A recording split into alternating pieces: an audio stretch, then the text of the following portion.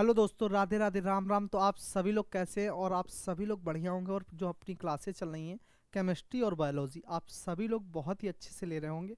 और जितने भी फैक्ट्स बन रहे हैं आप इन सभी फैक्ट्स को बहुत ही अच्छे से पढ़ते जा रहे होंगे। ठीक है। अगर आपको केमिस्ट्री में अपना स्कोर पूरे में पूरा करना है, मतलब एनए की पोस्ट में आप सभी लोग जानते हो 15 क्वेश्चन आपके बायोलॉजी के और 15 क्वेश्चन आपके केमिस्ट्री के पूछे जाते हैं। तो यहाँ पे हम लोग जो सीरीज चला रहे हैं अपनी 1500 और 1200 क्वेश्चंस की, तो वहाँ से आप अपने जितने भी क्वेश्चन बने 15 और 15 30, ये 30 क्वेश्चन आपके पास होंगे अगर आपने इन क्वेश्चंस की सीरीज को पूरा कवर कर लिया। जितने भी साथ ही साथ हम लोग एक्स्ट्रा फैक्ट्स देख रहे हैं, जितने भी साथ ही साथ एक्स्ट्रा फैक्ट्स देख रहे हैं, ये सारे आपने अगर कवर कर लिए तो यहाँ से आपका कोई भी क्वेश्चन छूटने वाला नहीं। सिलेबस की बात कर रहे थे तो सिलेबस आपके सामने, इन सिलेबस यानी चैप्टर्स के ही साथ आपके क्वेश्चन रहने वाले हैं। तो जितने भी प्रीवियस ईयर बने हुए सारे के सारे हम लोग कवर कर रहे हैं, और साथ ही साथ जो आगे बनने की संभावना भी है नए पैटर्न पे, उनको भी हम लोग साथ में लेकर चल रहे हैं। ठीक है ना। तो आप सभी लोग क्लास को एक बार शेयर जरूर कर दिया करो बेटा। तो स्टार्ट करते हैं हम लोग आज का पहला क्वेश्चन। पहला क्वेश्चन आज का कौन सा है? 144 143 तक कल हम लोग देख चुके थे, 143 तक। 144 पहला क्वेश्चन क्या कह रहा है देखेंगे। कह रहा बताओ, यदि कार्बन का परमाणु भार 24 एएमयू, एएमयू का मतलब क्या होता है? एटॉमिक मास यूनिट बेटा। अगर फुल फॉर्म पूछा जाए कि बताओ एएमयू का फुल फॉर्म क्या होता है, तो आप कहोगे सर एएमयू का फुल फॉर्म हो जाता है एटॉमिक मास यूनिट। क्या हो जाता है? एटॉमिक मास यूनिट किया जाता है। तो अवगाद्रो स्थिरांक का मान क्या होगा? अवगाद्रो स्थिरांक आप सभी लोग जानते हो। अगर अवगाद्रो स्थिरांक की बात करें तो अवोगाद्रो स्थिरांक हमारा क्या हो जाता है?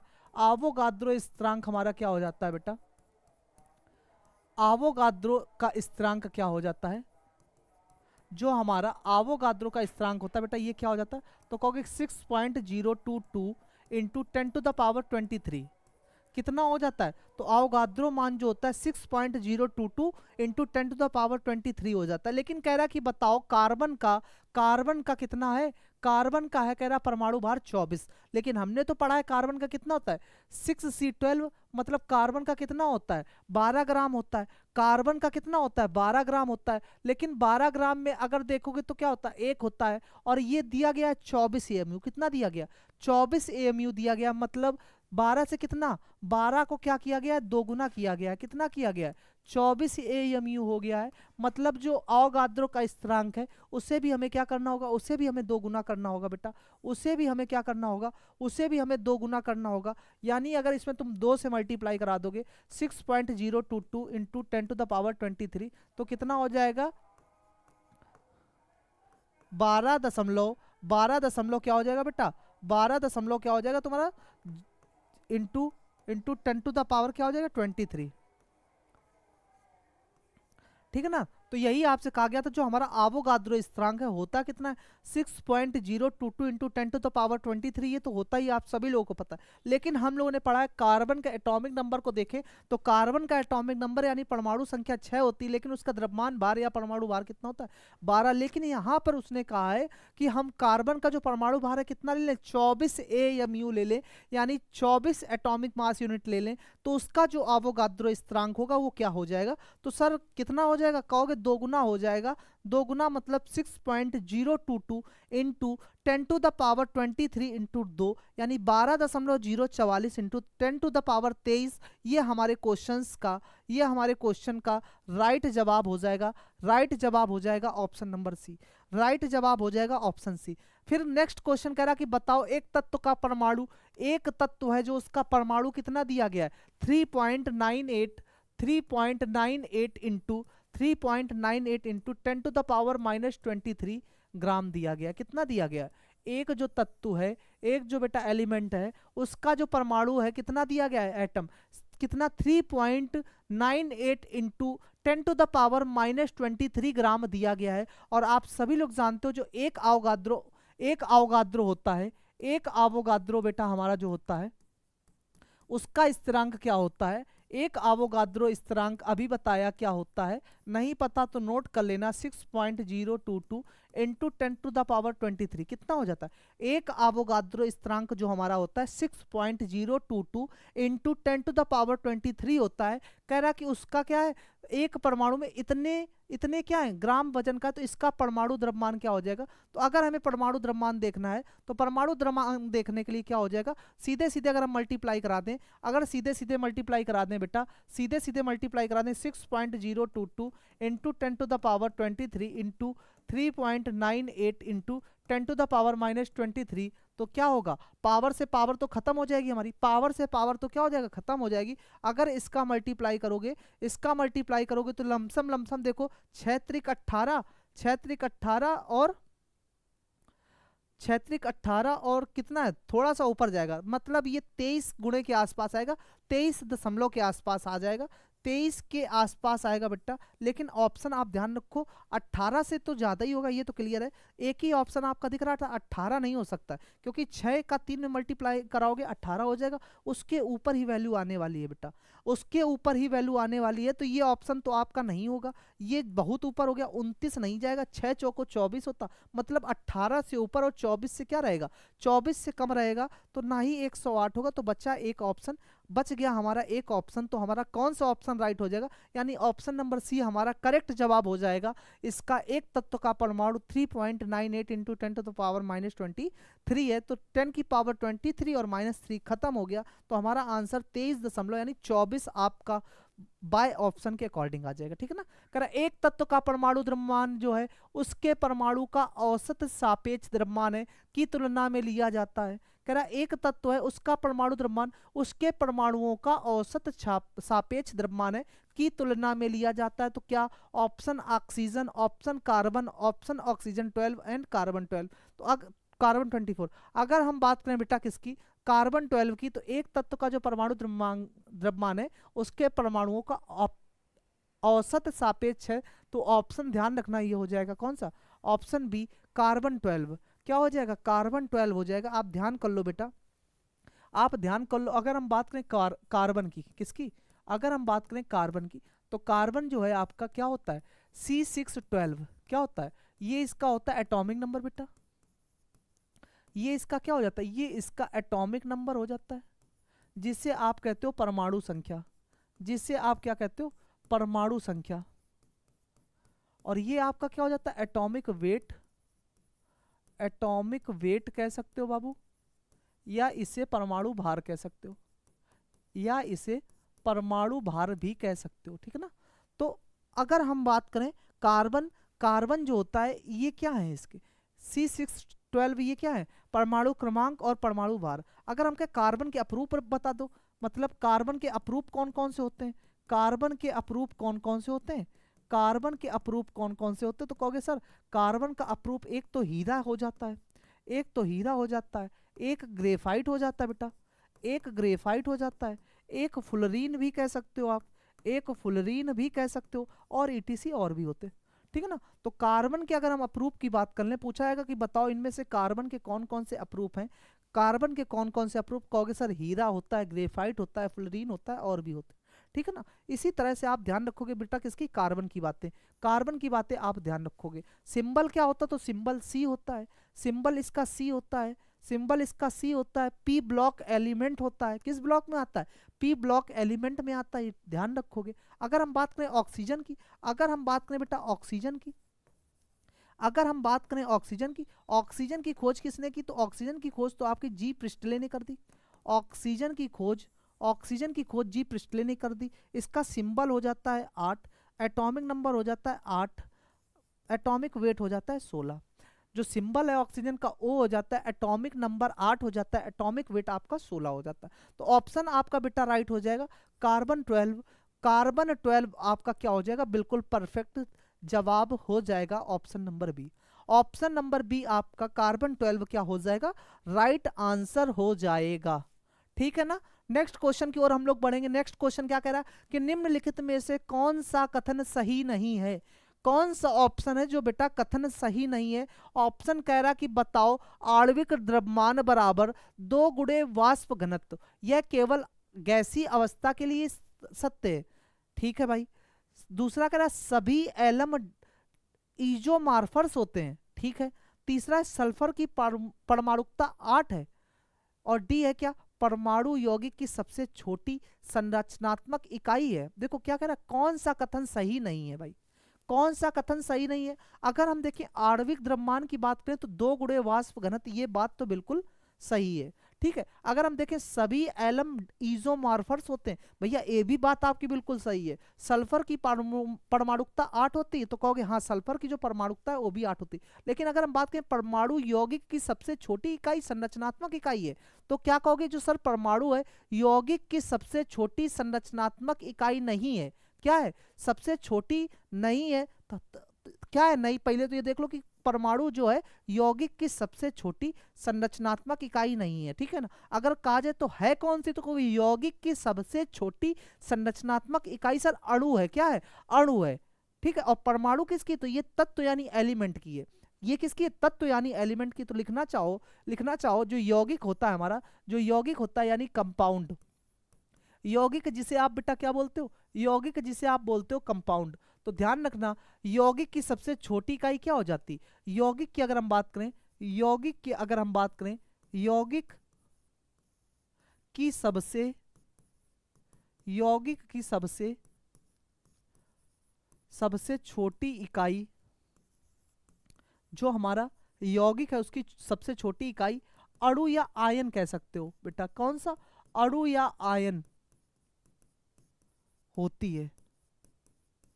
ठीक है, क्या होती है, तो यौगिक जो हमारा कंपाउंड है उसकी सबसे छोटी इकाई की बात करें अणु या आयन होती है। जबकि परमाणु तत्व की इकाई, जबकि जबकि जबकि परमाणु तत्व की इकाई, जो हमारा परमाणु तत्व है इसकी परमाणु किसकी, तत्व की इकाई हो जाती है।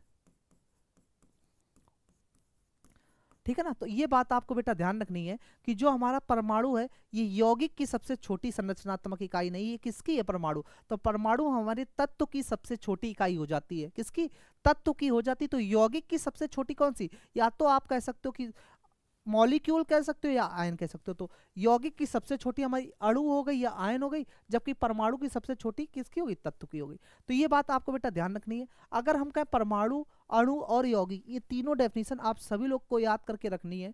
ये तीनों डेफिनेशन आपको क्या करनी, याद करके रखनी है। और ये ध्यान रखो सभी एलम क्या, सभी एलम इजोमॉर्फस होते हैं, तो आप कहोगे हाँ सर ये तो होते हैं। अगर बात करें इसकी जो सल्फर की परमाणुकता है ये क्या 8 होती है, ये भी बात सही है, S8 लिखा जाता है। आणविक द्रव्यमान बराबर क्या होता है, तो 2 गुणे वाष्प घनत्व तो होता है। हाँ, तो ऑप्शन की अगर बात करें तो ऑप्शन नंबर डी हमारा क्या हो जाएगा, ऑप्शन नंबर बी हमारा क्या हो जाएगा, डी क्या हो जाएगा, राइट हो जाएगा, डी हमारा राइट हो जाएगा।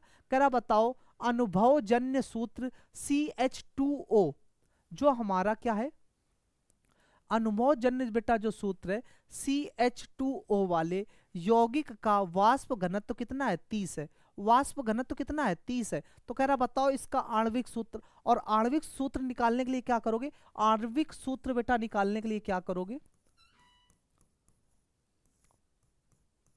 आणविक सूत्र निकालने के लिए इसका क्या निकालो, इसका पहले द्रव्यमान निकाल लो और उसके बाद जो वाष्प घनत्व दिया गया उससे भाग दे दो। आणविक सूत्र निकालने के लिए इसका क्या निकालो, इसका पहले तुम निकाल लो क्या बेटा, इसका निकाल लो तुम, इसका तुम निकाल लो क्या, कितना हो जाएगा, 6 12 12 2 14, 14 और 16 कितना हो जाएगा, 14 16 30, 30 और वाष्प घनत्व कितना हो जाएगा 60।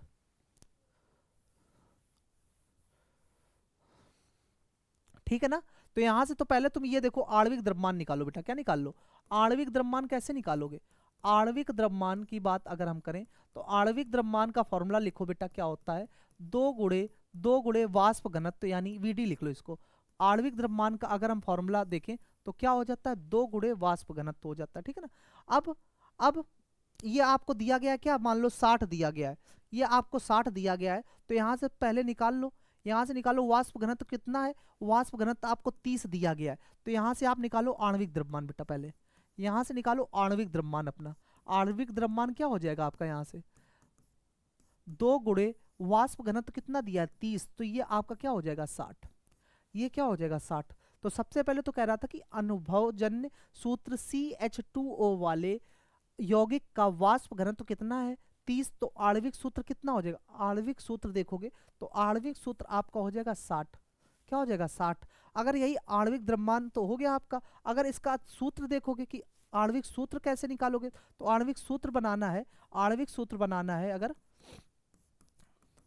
तो वही चीज है ना, कितना यूज कर लोगे, तो 60/30, 60/30 यानी कितना यूज कर लोगे 2, और सूत्र में पुट कर दो भैया, सूत्र क्या था CH2O, मतलब कार्बन कितने हो गए 2, और हाइड्रोजन 2 दिए थे, क्या हो जाएगा 4O2। तो सूत्र हमारा क्या बन जाएगा C2H4O2, C2H4O2, C2H4O2 बन जाएगा ना, C2H4O2। फिर से एक बार देख लो, आणविक द्रव्यमान बराबर 2 गुणे बेटा क्या वाष्प घनत्व, तो वाष्प घनत्व तुम्हें दिया था 30, तो आणविक द्रव्यमान वहां से निकाल लोगे 60, ठीक है। और सूत्र बनाने के लिए यहाँ देखोगे 60/30, क्योंकि वाष्प घनत्व तो कितना था 30, यहाँ से 2 बनेगा, सूत्र में पुट करोगे जहां जहाँ पे C2 हो गया, H4 हो गया, O2 हो गया, और ये हमारे सवाल का सही जवाब हो जाएगा, ठीक है ना। अगर हम तुमसे कहें जो ये आया C2H4O2, क्या आया C2H4, यहाँ देखो क्या है हमारा, जैसे हम बात करें आणविक सूत्र की, अगर आणविक सूत्र की अगर हम बात कर लें बेटा, जो हमारा क्या है, क्या था, तो ये था CH2O, क्या था, अगर हम बात करें यहाँ पे रखोगे पुट, तो C2H4 और O2, क्या C2H4 और O2, C2H4 और O2 की अगर हम बात करें, तो देखो यहाँ से ये क्या है हमारा C2H4, इसको आप एसिटिक एसिड भी कह सकते हो बेटा, इसको क्या कह सकते हो, इसको एसिटिक एसिड भी कह सकते हो, इसको क्या कहोगे, तो इसको एसिटिक एसिड भी कह सकते हो, बात ठीक है ना, इसको एसिटिक एसिड भी कह सकते हो C2H4 और O2 को, क्या C2H4, क्योंकि हमने एक फॉर्मूला आपको बताया था CH3CH3COOH, यही तो बताया था कि CH3COOH ये क्या होता है, एसिटिक एसिड होता है, और ये एसिटिक एसिड किस में पाया जाता है, तो कहोगे सर ये एसिटिक एसिड हमारा सिरका में पाया जाता है, किसमें, ये एसिटिक एसिड सिरका में पाया था। और अगर यहाँ से देखोगे C कितनी बार आया है, C 2 बार आया, तो एक C तो बेटा ये हो गया और एक C ये हो गया। H कितनी बार आया है 4 बार, 3 H ये हो गए और एक H ये हो गया, 4 H हो गए। O कितनी बार आया 2, तो देखो CH3COOH लिखा जाए या C2H4O2 लिखा जाए, मतलब बात तो वही है बेटा, बात तो वही है कि ये क्या है हमारा, ये एसिटिक एसिड है, और एसिटिक एसिड किस में पाया जाता है, तो कहोगे सर ये हमारा सिरका में पाया जाता है, सिरका में पाया जाता है, और सिरका किस विधि से, सिरका हमारा किस विधि से तैयार किया जाता है, तो ये किण्वन विधि से तैयार किया जाता है। किससे तैयार किया था, तो सिरका हमारा किण्वन विधि से तैयार किया जाता है। और इस एसिटिक एसिड का दूसरा नाम, तो कहोगे सर इसका दूसरा नाम एथेनोइक अम्ल होता है हमारा, क्या इस एसिटिक एसिड का दूसरा नाम, ध्यान रखेंगे हम, इसका दूसरा नाम एथेनोइक अम्ल होता है, इसका दूसरा नाम क्या हो जाएगा, एथेनोइक अम्ल हो जाएगा। तो ये बात तुम्हें ध्यान रखनी है, ये बात बेटा तुम्हें ध्यान रखनी है, ठीक है ना, ये बात क्या है तुम्हें ध्यान रखनी है। चलो ऑप्शन नंबर बी क्या हो जाएगा, राइट हो जाएगा। कह रहा कि बताओ 4.25 ग्राम NH3 में परमाणुओं की संख्या लगभग क्या है, 4.25 ग्राम NH3 में परमाणुओं की संख्या लगभग क्या है। NH3 तुम्हारी बेटा होती क्या, अमोनिया। NH3 फॉर्मूला आपके पास है, इसको आप निकाल लोगे, इसका आंसर मैं बता दे रहा हूँ 6×10⁻23 वैल्यू पुट करोगे और आंसर निकालोगे, ठीक है, वैल्यू पुट करोगे आंसर निकालोगे। NH3 क्या होता है तुम्हारा, NH3 होता है तुम्हारा अमोनिया बेटा, क्या होता है, तो कहोगे सर NH3 हमारा होता है अमोनिया। अमोनिया क्या होती है, तो कहोगे अमोनिया गैस है हमारी, अमोनिया गैस है, अमोनिया गैस है हमारी, ठीक है।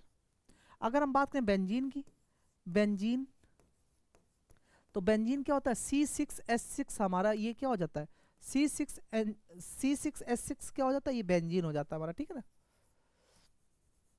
अगर हम कहें तुमसे कि बताओ POP क्या होता है, प्लास्टर ऑफ पेरिस, तो कहोगे सर CaSO4.12H2O, क्या जो हमारी POP होती है इसका फॉर्मूला क्या हो जाता है CaSO4.12H2O। अगर इसका नाम पूछ लें POP को क्या कहते हैं, तो कैल्शियम सल्फेट हेमीहाइड्रेट। हेमी क्यों कहते हैं, क्योंकि पानी का क्या है बेटा आधा अणु है, क्या है पानी का आधा अणु है, इसलिए कैल्शियम सल्फेट हेमीहाइड्रेट, ठीक है ना। अगर साथ ही साथ जिप्सम देख लिया जाए, जिप्सम की भी बात कर लें, जिप्सम, तो जिप्सम क्या होता है, तो कहोगे सर CaSO4.2H2O, क्या हो जाता है CaSO4.H2O, ठीक है, .2H2O। अगर साथ ही साथ और देख लिया क्लोरोफॉर्म, क्लोरोफॉर्म देख लिया जाए, तो क्या होता है, क्लोरोफॉर्म CHCl3 हो जाता है हमारा।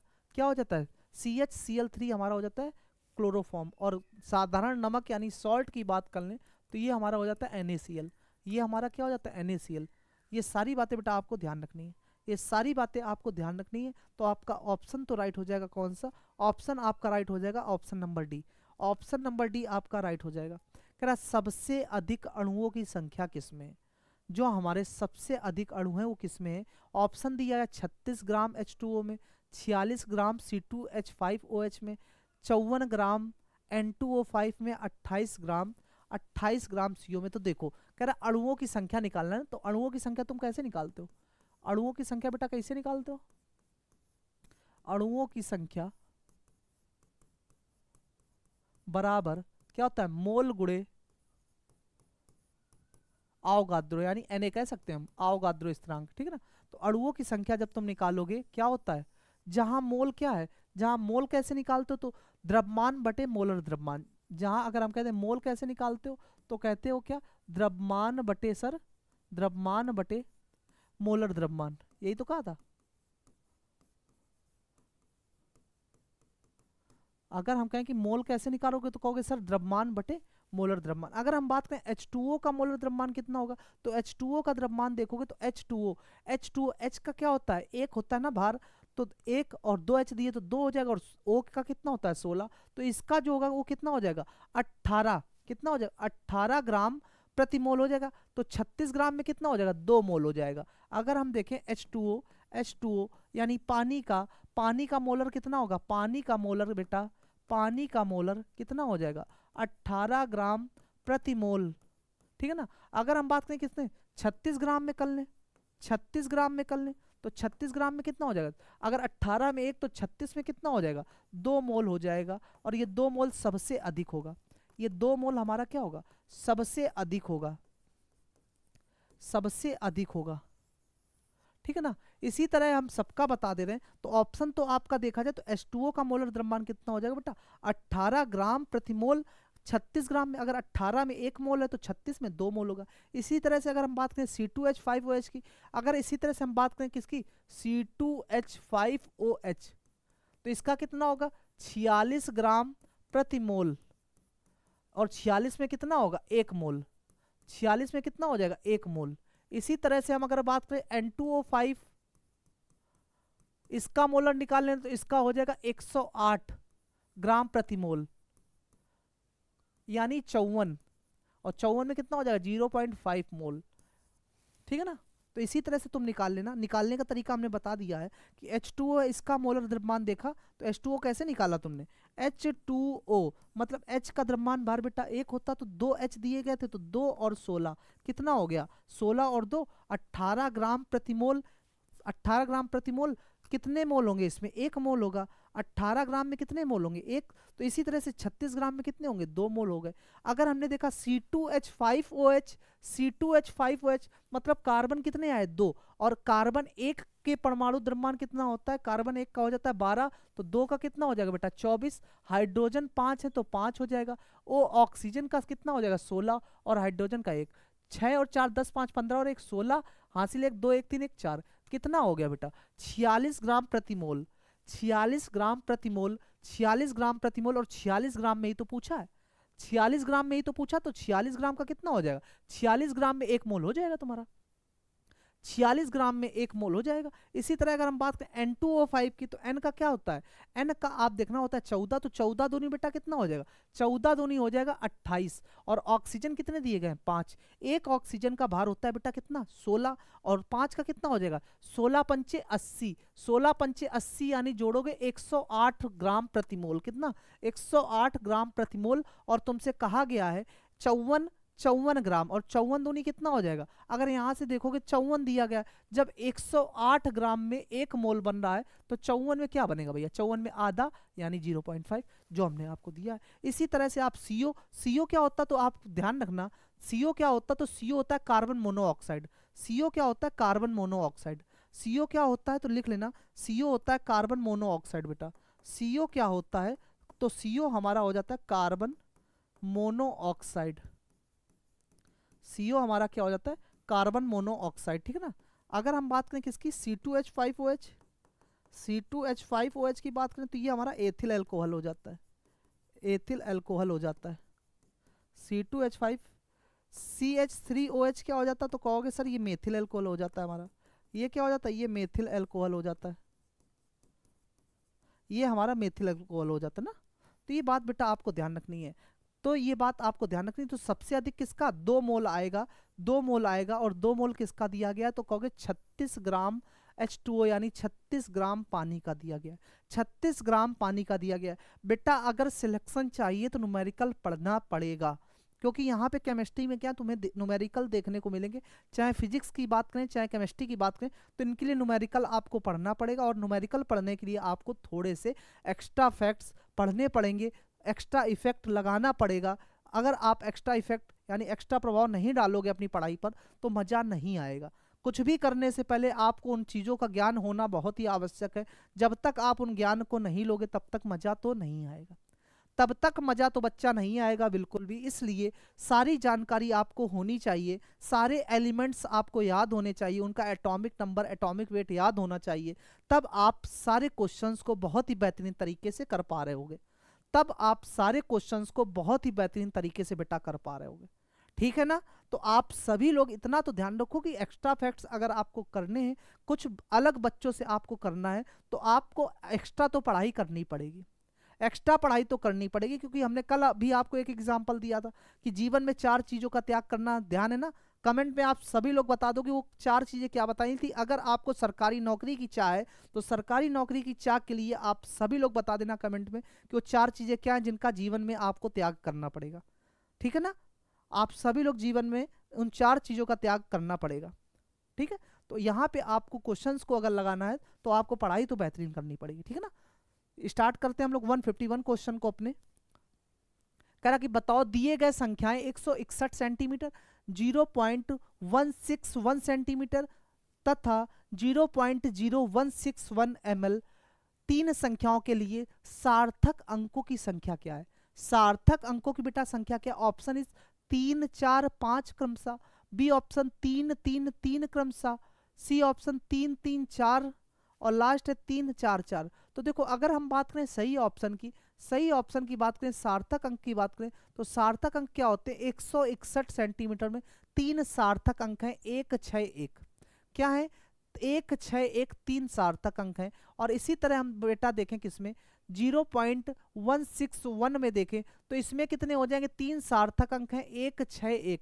इसी तरह हम देखें कि इसमें 0.0161 में देख लें तो इसमें भी 3 सार्थक अंक हैं, लेकिन क्योंकि दशमलव के बाद शून्य सार्थक अंक नहीं होता है, शून्य सार्थक अंक नहीं होता है, तो इसलिए इसका सही क्या हो जाएगा, दिए गए संख्याएं ये हैं, तो 3 संख्याओं के लिए सार्थक अंकों की संख्या क्रमशः है 3 3 3।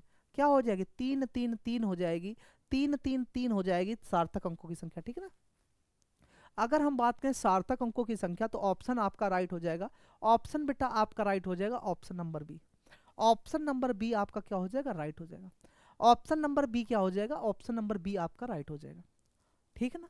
अगर अब हम देखें, कह रहा परमाणु द्रव्यमान में इकाई क्यों नहीं होती, इसका कारण दीजिए।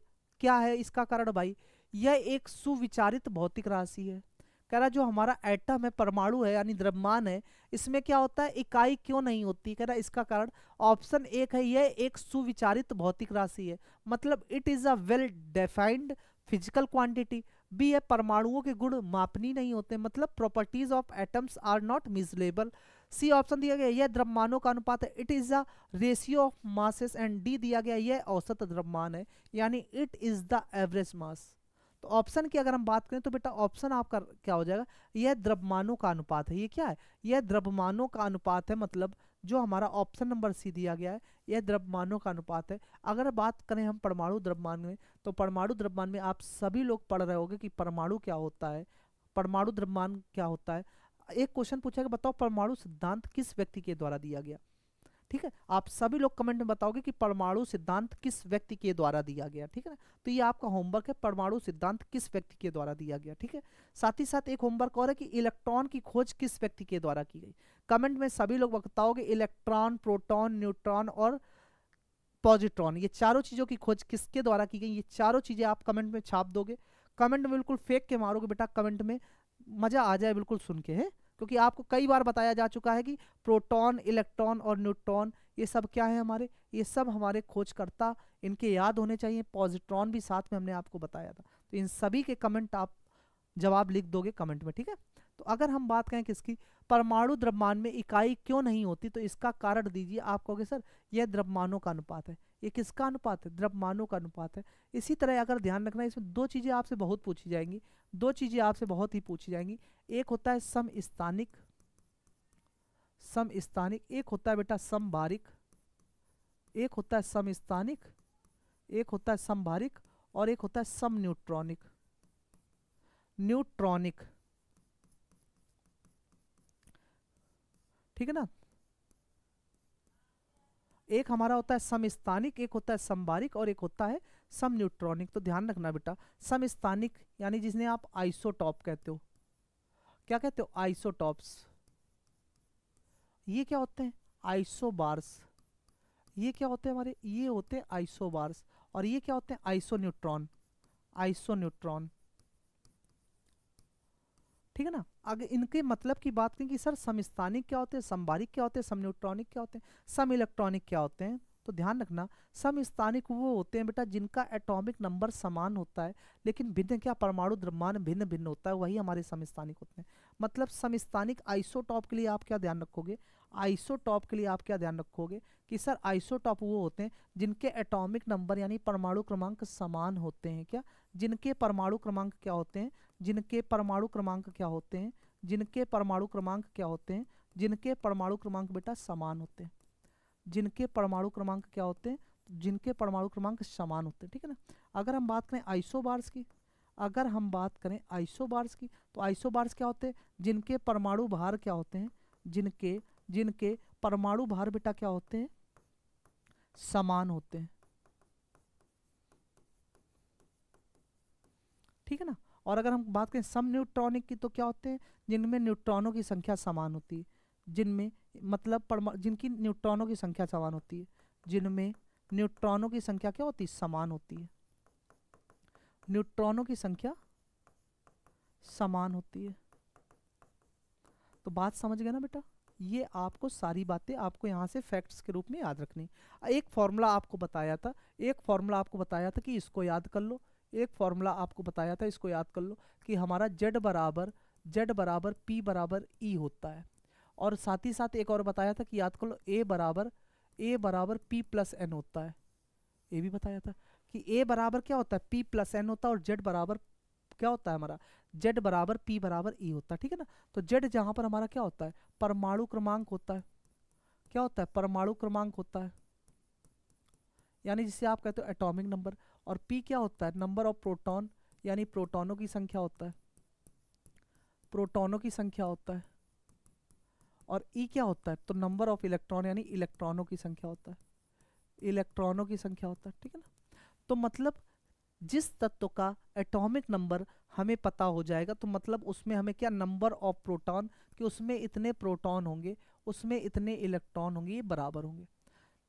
जिसका हमें परमाणु क्रमांक पता चल जाएगा, तो उसमें हमें पता चल जाएगा कि जेड जितना होगा, यानी परमाणु क्रमांक जितना होगा, उसमें उतने ही प्रोटॉन होंगे, उसमें उतने ही हमारे क्या होंगे, उसमें उतने ही इलेक्ट्रॉन होंगे। ये बात तो क्लियर, यहाँ समझ जाओगे। तो अगर एक एग्जाम्पल के थ्रू बात करें, ये ए आपका क्या होता है बेटा, ए होती है द्रव्यमान संख्या। ए क्या होती है, द्रव्यमान संख्या कह सकते हो या परमाणु भार कह सकते हो, द्रव्यमान संख्या कह सकते हो, द्रव्यमान संख्या कह सकते हो या परमाणु भार कह सकते हो, द्रव्यमान संख्या कह सकते हो या परमाणु भार कह सकते हो। अगर हम बात कर लें एक की, जैसे हमने आपसे कहा कि बताओ बताओ 11Na23, 11Na23, ये क्या है आपका, ये बेटा आप सोडियम, क्या है सोडियम, सोडियम क्या है, ये है आपका परमाणु क्रमांक 11, क्या है, ये आपका है परमाणु क्रमांक, ये बेटा क्या है, ये परमाणु क्रमांक, और ये क्या है, परमाणु भार है, ये क्या है, परमाणु भार है, ठीक है ना, ये क्या है, परमाणु भार है, ठीक है ना। तो अगर हम बात करें इसका जेड का मान देखें, तो जेड का मान कितना है, 11। और फॉर्मूले में आपको पता है कि जितना जेड का मान होगा उतना ही पी होगा, उतना ही मतलब परमाणु क्रमांक बराबर प्रोटॉनों की संख्या इलेक्ट्रॉनों की संख्या। तो जेड बराबर पी बराबर ई हो जाएगा, जेड बराबर पी बराबर ई हो जाएगा, क्या हो जाएगा, जेड बराबर पी बराबर क्या हो जाएगा, ई हो जाएगा हमारा, जेड बराबर P बराबर E हो जाएगा, यानी सभी का मान इनमें से क्या हो जाएगा, सभी का मान हमारा 11 हो जाएगा। ठीक है ना। अगर हमने कहा कि बताओ सोडियम में कितने न्यूट्रॉन होते हैं, क्या सोडियम में कितने न्यूट्रॉन होते हैं, तो कहोगे सर ए बराबर क्या होता है, ए बराबर हमारा होता है P प्लस एन। ए बराबर क्या होता है हमारा, ए बराबर होता है P प्लस एन। अगर हमें यहाँ से एन का मान निकालना तो एन बराबर बेटा क्या हो जाएगा, ए माइनस पी। क्या हो जाएगा, ए माइनस पी। और ए का मान हमारा कितना है 23, ए का मान हमारा कितना है 23। और इससे अगर हम देखेंगे क्या पी घटाना है, तो पी कितना है 11। और अगर 23 से 11 घटा देंगे, 23 से 11 घटा देंगे तो क्या बच जाएगा हमारा, 12 बच जाएगा। और यही होगा क्या हमारा न्यूट्रॉन, यानी number of neutrons 12। Number of neutrons हमारा कितना हो जाएगा, 12 हो जाएगा।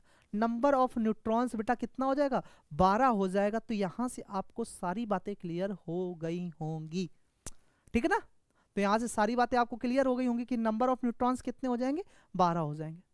तो ये बात आप ध्यान रखना। तो क्या पूछा गया था, परमाणु द्रव्यमान में इकाई क्यों नहीं होती, तो इसका कारण क्या है बेटा, कि यह द्रव्यमानों का क्या होता है, अनुपात होता है, या रेशियो किसका होता है, मास का होता है। ठीक है ना। Option C is the right answer, question number 152 and start 153। एक तत्व या यौगिक का सबसे छोटा कण जो स्वतंत्र अस्तित्व रखता है क्या कहलाता है, क्या कहलाता है, कह रहा है एक तत्व या यौगिक, एक तत्व या यौगिक सबसे छोटा कण जो स्वतंत्र अस्तित्व रखता है क्या कहलाता है, the smallest particle of an element और compound that has independent existence is called. एक परमाणु, एक अणु, एक इलेक्ट्रॉन एंड कोई नहीं। ठीक है ना। एक परमाणु, एक अणु या एक इलेक्ट्रॉन, इनमें से कोई नहीं। तो अगर हम आपसे कहें, अगर हम आपसे कहें बेटा आप सभी लोग जानते हो क्या एक तत्व या यौगिक सबसे छोटा कण कौन सा होता है, तो अभी बताया था। अगर बात करें यौगिक की, तो यौगिक का सबसे छोटा कण कौन सा होता है, यौगिक का सबसे छोटा कण, यौगिक, यौगिक यानी जिसे आप कंपाउंड कहते हो, इसका छोटा क्या होगा, अणु हो जाएगा। ठीक है। अगर तत्व की बात करें तो तत्व का क्या हो जाएगा, परमाणु हो जाएगा। ठीक है ना। तो अगर आपसे पूछा जाए कि एक तत्व या यौगिक का सबसे छोटा कण जो स्वतंत्र स्वतंत्र अस्तित्व रखता है क्या कहलाता है, तो कहोगे सर अणु कहलाता है। क्या कहलाता है, अणु कहलाता है, यानी ऑप्शन नंबर बी कहलाता है। अणु कहलाता है, ऑप्शन नंबर बी कहलाता है। ठीक। अगर हम बात करें अणु, तो तत्व या यौगिक का सबसे छोटा कण है क्या, अणु की बात करें तो लिख लो, पूरी लैंग्वेज लिखा देते हैं और डिफाइन कर दिया जाए कि परमाणु क्या है और अणु क्या है, परमाणु क्या है और अणु क्या है बेटा। ठीक है ना। परमाणु क्या है और अणु क्या, आ जाओ। अणु की बात करें जिसे आप मॉलिक्यूल कहते हो बेटा, अणु की अगर हम बात करें तो अणु क्या है हमारा, तो अणु ध्यान रखोगे कि तत्व या यौगिक, मतलब जो हमारे तत्व या यौगिक है का सबसे छोटा कण है। तत्व, तत्व या यौगिक, तत्व या यौगिक का सबसे छोटा कण है, का सबसे छोटा कण है। ठीक है ना।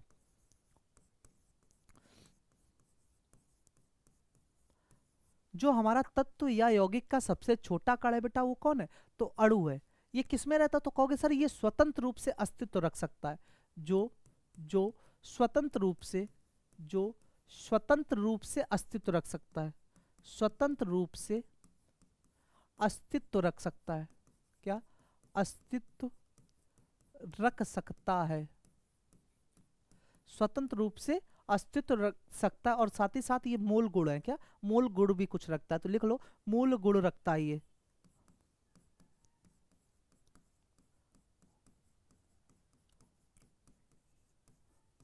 ठीक है ना। तो अभी तो आपको बताया था कि परमाणु की बात की जाए तो परमाणु किसका होता है, तत्व की सबसे छोटी इकाई होती है। और यौगिक की सबसे छोटी इकाई पूछा जाए, अगर तुमसे क्वेश्चन पूछ दिया गया कि बताओ यौगिक की सबसे छोटी इकाई कौन सी होती, तो कहोगे सर यौगिक की सबसे छोटी इकाई जो हमारी होती है वो अणु होती है। अगर अणु ना दिया जाए तो आयन दे दिया जाए तो भी बात वही है। तो यौगिक की सबसे छोटी इकाई या तो अणु या तो आयन, लेकिन जो तत्व होता है उसकी सबसे छोटी इकाई क्या होती, तो तत्व की सबसे छोटी इकाई सर परमाणु हो जाती है। लेकिन यहाँ अगर हम देखें तो अणु क्या है, तत्व या यौगिक का सबसे छोटा कण है, जो क्या है स्वतंत्र रूप से अस्तित्व रख सकता है और क्या रखता है, मूल गुण रखता है। अगर बात हम एटम की करते हैं तो परमाणु क्या है, परमाणु तत्व का सबसे छोटी इकाई हो जाती है। क्या लिखना चाहो लिख लो।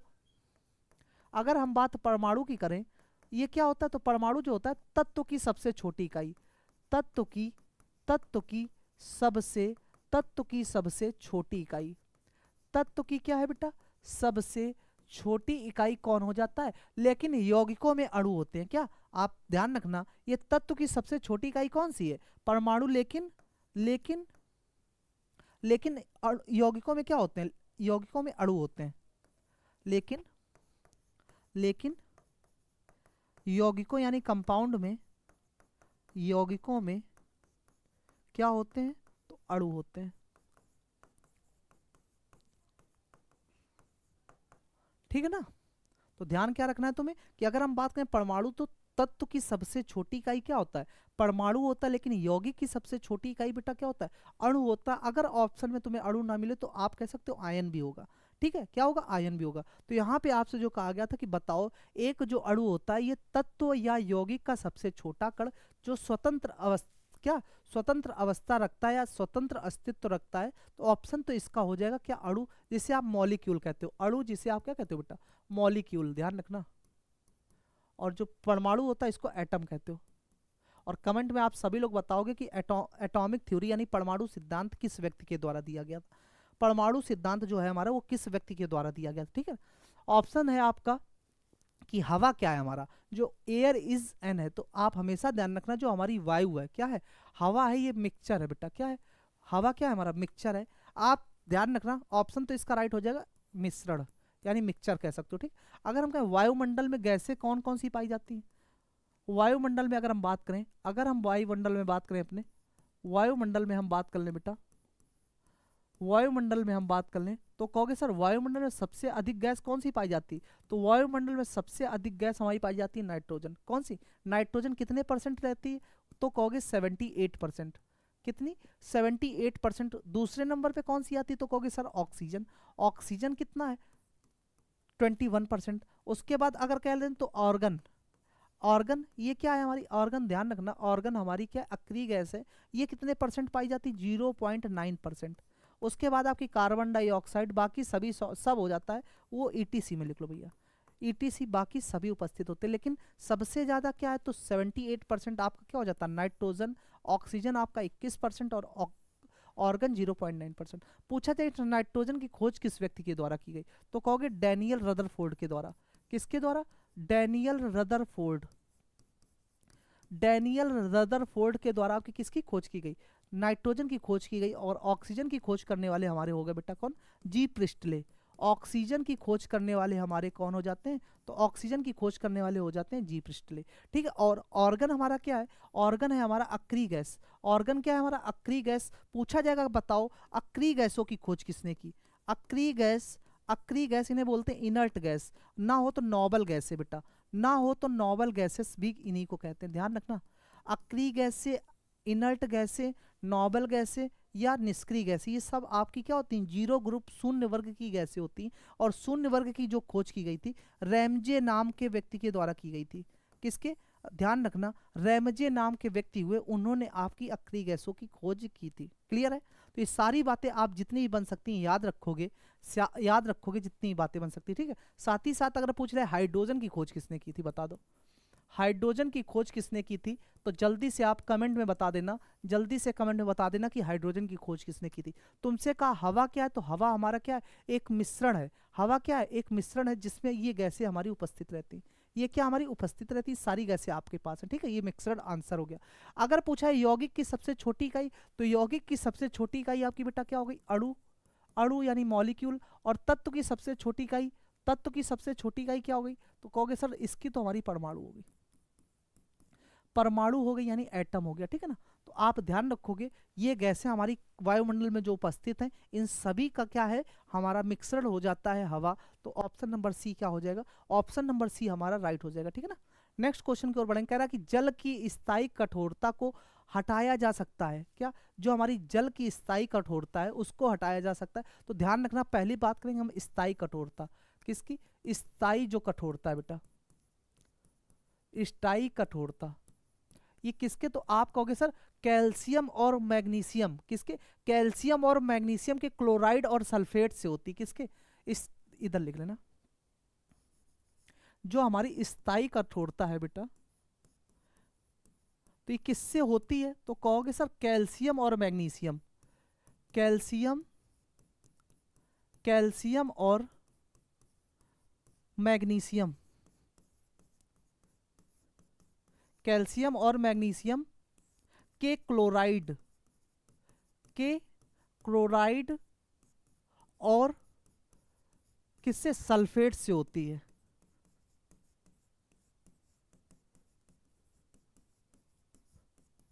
पूछा जाएगा कि बताओ स्थायी कठोरता जो होती है हमारी, ये किसके होती है, तो कहोगे सर ये हमारी कैल्शियम और मैग्नीशियम के या तो सल्फेट मिलेगा या तो क्लोराइड मिलेगा, इन दोनों से होती है। और जो किससे भी, अगर आप इसको उबाल भी दोगे तो भी ये जो होगी हटेगी नहीं, तो लिख सकते हो कि उबालने से भी नहीं हटती। क्या, ये उबालने से भी नहीं हटती है। जो क्या होता है, जो उबालने से भी क्या होगी, खत्म नहीं होगी, जो उबालने से भी समाप्त नहीं होती, जो उबालने से समाप्त नहीं होती। ठीक है ना। तो स्थायी कठोरता किसकी, कैल्शियम और मैग्नीशियम की, किससे, तो क्लोराइड और सल्फेट से होती है, जो उबालने से क्या होगा, उबालने से भी समाप्त नहीं होगी।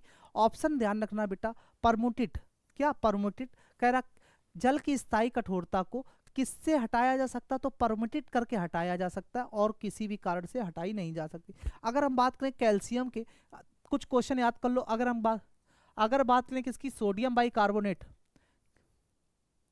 Sodium by carbonate, sodium by carbonate, sodium by carbonate बेटा, तो ये क्या होता है हमारा, ये होता है NaSCO3। ये क्या होता है, NaSCO3। इसी को हम क्या कह देते हैं, तो इसी को कहते हैं बेकिंग सोडा। इसी को हम क्या कहते हैं, बेकिंग सोडा, या इसी को बेटा क्या, खाने वाला सोडा। इसी को क्या, खाने वाला सोडा भी कहा जाता है। बात समझ जाओ, ठीक है। सोडियम बाइकार्बोनेट जिसका फॉर्मूला NaSCO3 होता है, और बेकिंग सोडा इसी को कहते हैं खाने वाला सोडा, यही होता है। अगर हम कहें कि बताओ जो हमारा क्या है, सोडियम बाइकार्बोनेट NaSCO3, इसका क्या हमें चाहिए, द्रव्यमान भार कितना होता है, इसका द्रव्यमान भार कितना होता है, तो भैया सबके द्रव्यमान भार तुम्हें याद होने चाहिए। 30 तक के एटॉमिक नंबर याद कर लो, उनके एटॉमिक भार भी याद कर लो। अगर नाइट्रोजन देखोगे तो नाइट्रोजन का कितना हो जाता है, 14 हो जाता है, प्लस ए, Na तो पूरा है ना, नाइट्रोजन नहीं Na दिया गया, क्या पूरा Na, और Na का कितना होता है 23 बेटा, Na का कितना होता है 23, हाइड्रोजन का 1, कार्बन क्या है, कार्बन है तुम्हारा 6 एटॉमिक नंबर, और इसका वेट कितना हो जाता है 12, और ऑक्सीजन 1 का कितना होता है 16, और दिए कितने गए 3, तो 48, कितना 48, सभी को जोड़ो, 48 और 12 कितना हो जाएगा 60, 60 और 1 61, 61 और 23 60 और 23 बेटा कितना हो जाता है 83, और 1 84, कितना 84। तो इसका जो द्रव्यमान भार होगा पूरा कितना हो जाएगा 84 हो जाएगा, कितना हो जाएगा 84 हो जाएगा। तो Na ध्यान रखो, Na का क्या होता है एटॉमिक नंबर 11, एटॉमिक वेट कितना 23 हो जाता है, हाइड्रोजन का एटॉमिक वेट और नंबर दोनों ही 1 होते हैं, और बचा क्या कार्बन, कार्बन का 12 हो जाता है, और ऑक्सीजन 16, 3 48, 48 और 12 60, 60 और 24 84, तो इसका कितना हो जाता है 84। तो ऑप्शन आपका क्या है, पूछा गया था स्थायी कठोरता को कैसे समाप्त करेंगे, तो कहोगे सर परमुटित करके समाप्त कर देंगे, किससे, परमुटित करके समाप्त कर देंगे। कह रहा बताओ वह तापमान जहां पानी फैलता है, the temperature at which water expends is, option is 4 degree centigrade से ऊपर, बी ऑप्शन है 4 डिग्री सेंटीग्रेड से नीचे, 0 डिग्री सेंटीग्रेड, या इनमें से कोई नहीं। तो अगर हम बात करें बेटा कि जो वह तापमान जहाँ पानी फैलता है, तो इसमें से कोई नहीं है।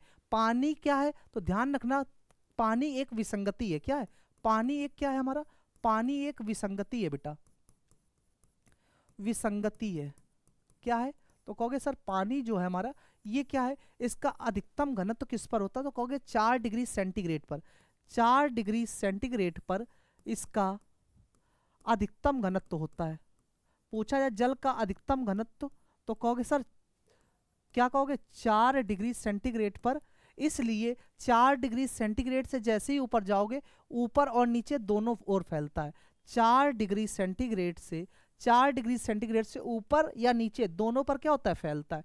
4 डिग्री सेंटीग्रेड से ऊपर या नीचे दोनों ओर क्या होता है, दोनों ओर भैया, दोनों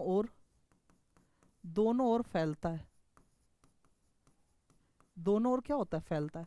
तो बात आपको ध्यान रखनी है, पानी हमारा क्या है, तो कहोगे सर पानी एक हमारा क्या है विसंगति है, और पूछा जाए जल का अधिकतम घनत्व किस पर होता, तो कहोगे सर 4 डिग्री सेंटीग्रेड पर इसका अधिकतम घनत्व होता है, और 4 डिग्री सेंटीग्रेड से ऊपर या नीचे जाने पर, ऊपर या नीचे जाने पर ये फैलता है।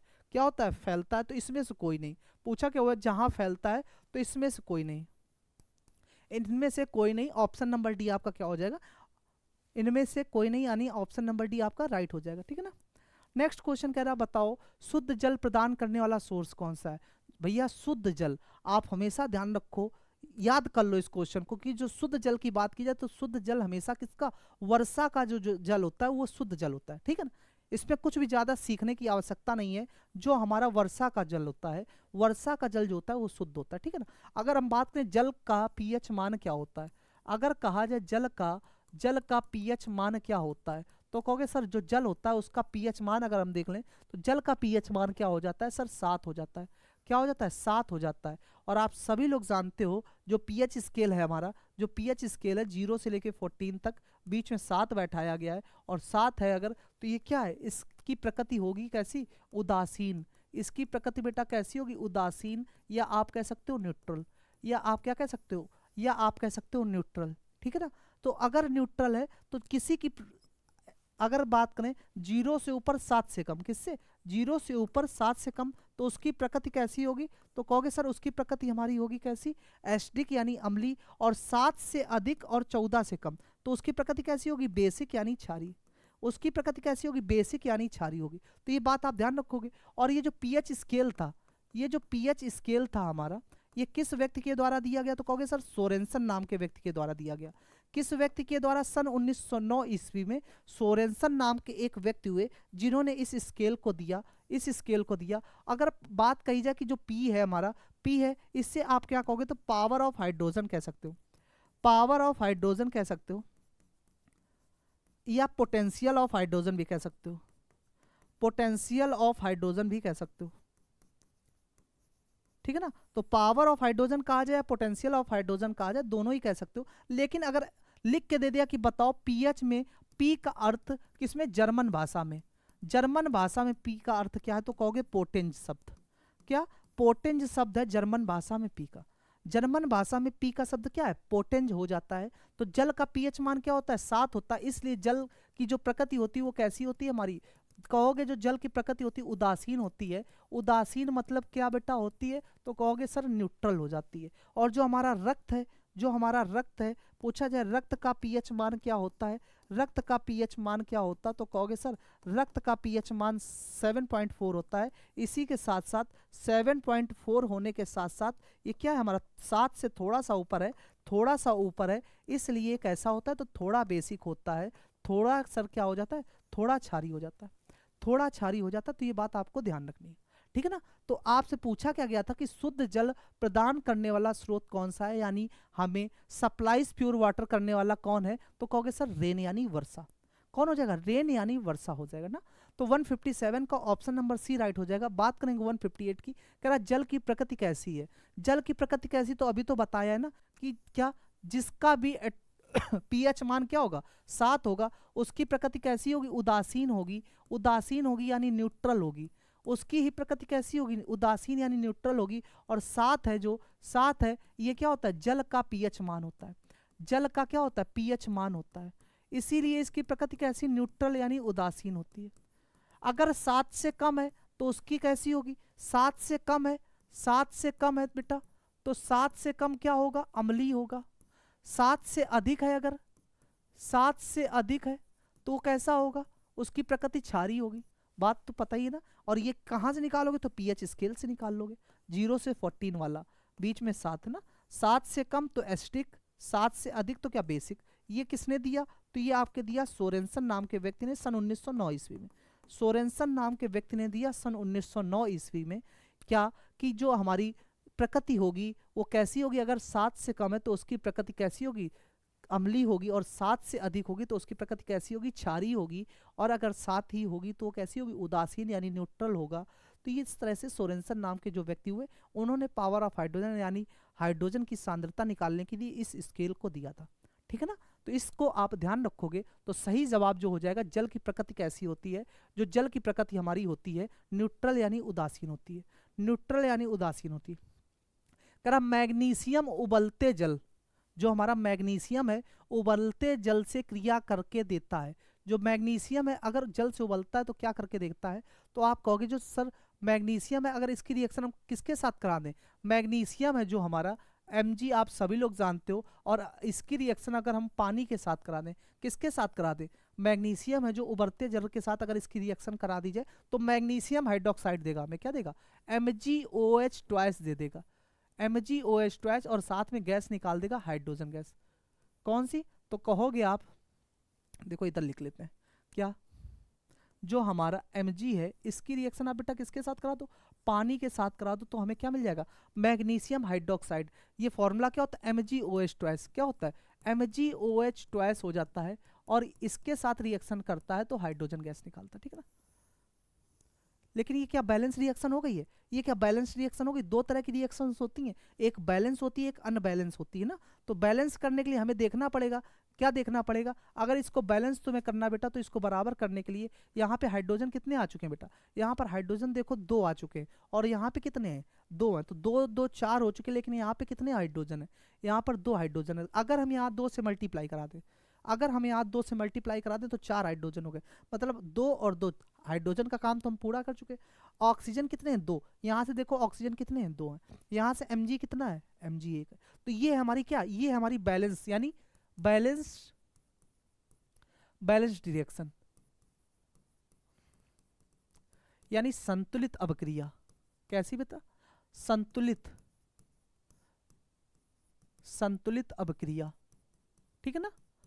अगर अनबैलेंस्ड होती तो वो कैसी होती, असंतुलित होती है रिएक्शन वैसी भी, लेकिन ये ना सोचना कि आपको वही करना है, ठीक है ना। तो इस तरह से आप ध्यान रखोगे, जो हमारी संतुलित अभिक्रिया होती है यहाँ से आप याद कर लोगे। जब मैग्नीशियम, ये मैग्नीशियम है ना हमारा, जो हमारा मैग्नीशियम है हमारा जो किसके साथ, उबलते जल के साथ अभिक्रिया कर रहा है, उबलते जल के साथ अभिक्रिया कर रहा है, उबलते जल के साथ अभिक्रिया कर रहा है, तो ये क्या बना रहा है, तो मैग्नीशियम हाइड्रोक्साइड बना रहा है, क्या, मैग्नीशियम हाइड्रोक्साइड बना रहा है, मैग्नीशियम हाइड्रोक्साइड बना रहा है, हाइड्रोक्साइड बना रहा है बेटा ना।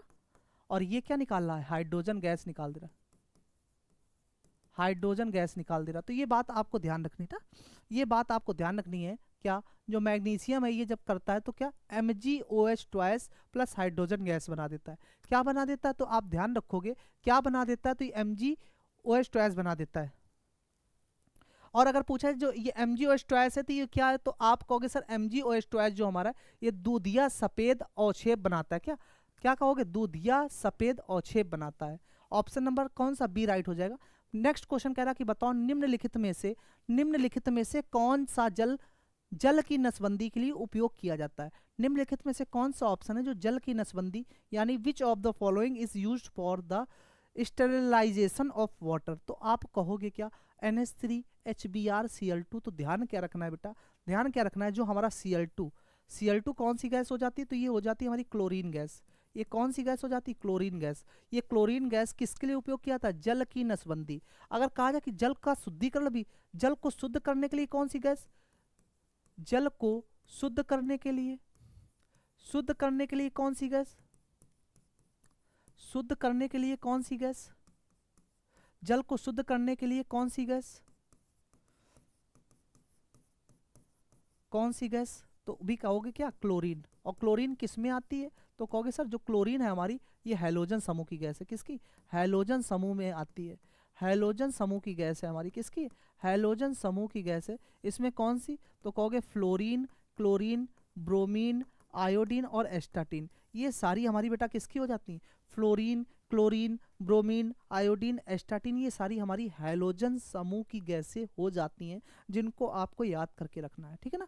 तो ये आपसे कहा जाए कि जल की नसबंदी के लिए तो भी क्लोरीन, जल का शुद्धिकरण तो भी, क्योंकि जल में जितने भी जम्स होते हैं उनको मारने के लिए कौन सी गैस काम आती है, तो इसीलिए आपको ये कहा जाता है कि जल की नसबंदी, तो क्लोरीन गैस आपको ध्यान रखना है, क्लोरीन गैस को आपको ध्यान रखना है। अगर आपसे कहा जाए HBr जो है हमारा हाइड्रोजन ब्रोमाइड, ये क्या है, तो आप कहोगे सर HBr हमारा हाइड्रोब्रोमिक अम्ल है जो अम्लीय है, क्या है HBr हमारा, क्या है HBr हमारा, क्या है, तो HBr आपसे कहा जाए, ध्यान रखना HBr बेटा हमारा एसिड है, HBr हमारा क्या है, अम्लीय है यानी एसिडिक है, क्या है, एसिडिक है। लेकिन इसको नसबंदी के लिए यूज़ नहीं किया जाता, ठीक है ना। ये क्या है, एसिडिक है, लेकिन इसको हम लोग किसके लिए, नसबंदी के लिए उपयुक्त नहीं करते हैं, ठीक है ना। और NH3 जो है अमोनिया, जो जल में क्या करता है, क्षारीय बनाता है। अगर NH3 की बात करोगे, NH3 की बात करोगे, जो क्या है, अमोनिया, अमोनिया है, आप सभी लोगों को पता है जो क्या करता है। तो आप कहोगे सर जो NH3 है ये जल में क्षारीय बनाता है, लेकिन नसबंदी के लिए उपयोग नहीं होता है। जल में क्या बनाता है, बेसिक बनाता है, जल में क्या, क्षारीय बनाता है, क्षारीय बनाता है, ठीक है। लेकिन एक ही ऑप्शन ऐसा है, एक ही ऑप्शन ऐसा है जो जल की नसबंदी के लिए, वो ऑप्शन नंबर हमारा क्या हो जाएगा, सी ऑप्शन राइट हो जाएगा, ठीक है।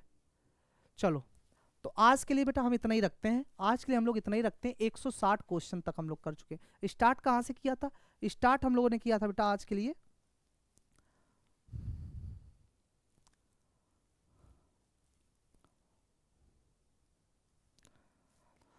तो 160 क्वेश्चन आज अपना लास्ट रखते हैं। इसके बाद हम लोग कल कंटिन्यू कर रहे होंगे। आप सभी लोग जितने भी एक्स्ट्रा फैक्ट्स बन सकते हैं हमारे, वो आप सभी लोग देख लेना अपनी कॉपी में, आप सभी लोग नोट डाउन कर लेना जितने भी एक्स्ट्रा फैक्ट्स बने हुए हैं, और जितने भी इससे संबंधित क्वेश्चन बने हुए हैं आप प्रैक्टिस भी करोगे।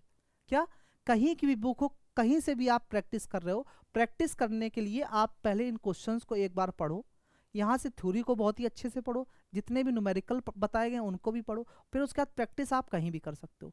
लेकिन ये ध्यान रखो, सिलेक्शन के लिए आपको एक्स्ट्रा फैक्ट्स लगाने ही पड़ेंगे, ठीक है। तो आप सभी लोग बेटा अपनी कॉपी में बहुत ही अच्छी तरीके से नोट डाउन कर लेंगे, समय समय पे इसका रिवीजन करते रहेंगे, ठीक है। कल हम लोग कंटिन्यू कर रहे होंगे 160 के ही बाद से, 160 के बाद से कंटिन्यू कर रहे होंगे। तो आज के लिए हम लोग इतना ही रखते हैं, मिलते हैं नेक्स्ट क्लास कल। Thank you.